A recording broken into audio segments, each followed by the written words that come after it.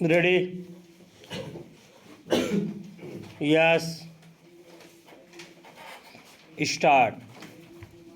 संसद के हालिया सत्र का एक बड़ा हिस्सा विवादित अमेरिकी उद्यमी जॉर्ज सोरोस को लेकर सत्ता पक्ष एवं विपक्ष में तल्ख बयानबाजी की भेंट चढ़ गया। सोरेस उस अधिनायकवादी और साम्राज्यवादी विचारधारा के प्रतीक हैं जो अपने वैश्विक दृष्टिकोण और व्यापारिक रणनीतिक हितों के लिए वैश्विक भूगोल, इतिहास और संस्कृति को बदलने पर आमादा है। याद रहे कि पारंपरिक औपनिवेशवाद के दिन अब लद चुके हैं। अब न तो सैन्य बल से किसी समाज को नष्ट किया जाता है और न ही किसी देश पर कब्जे से। इसके बावजूद साम्राज्यवादी मानसिकता का अंत नहीं हुआ है, उसने केवल अपना चोला बदला है।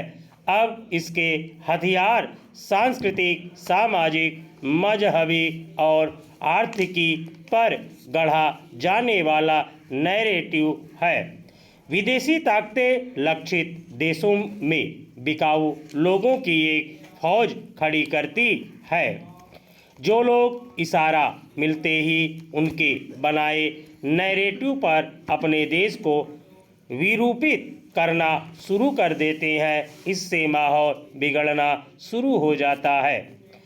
अपने कुत्सित इरादों की पूर्ति के लिए सोरोस ने दुनिया भर में दांव लगाए हैं। इसी कड़ी में 94 वर्षीय सोरोस ने कई अमेरिकी मीडिया संस्थाओं में निवेश किया है। उनकी कुल संपत्ति $44 अरब है, जिसका बड़ा हिस्सा उन्होंने मानवाधिकार और लोकतंत्र के नाम पर खर्च किया है। इस उपक्रम का उद्देश्य दुनिया को अपनी कल्पना के अनुरूप ढालना और अपने एजेंडे को आगे बढ़ाना है।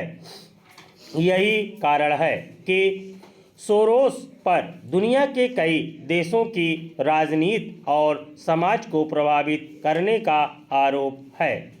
वर्ष 1992 में इंग्लैंड के बैंकों को बर्बाद करके अकूत धन अर्जित करना, 1997 में थाईलैंड की करेंसी को गिराना, 2002 में फ्रांसीसी अदालत द्वारा अनैतिक अनाधिकृत व्यापार का दोषी ठहराना और कई देशों द्वारा सोरोस की संस्थाओं पर जुर्माना प्रतिबंध लगाना इसके कुछ उदाहरण है।